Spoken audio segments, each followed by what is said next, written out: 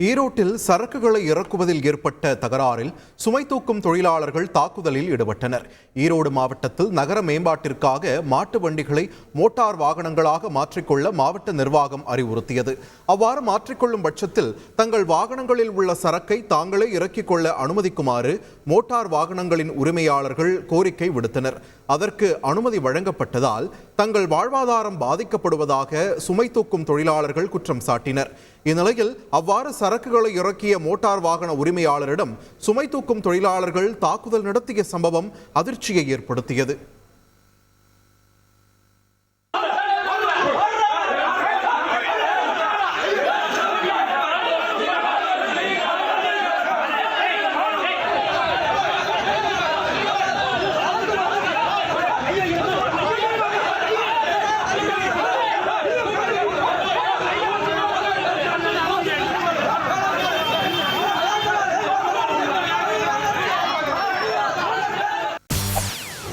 செய்திகளை உடனுக்குடன் தெரிந்து கொள்ள உடனே சப்ஸ்கிரைப் பண்ணுங்க.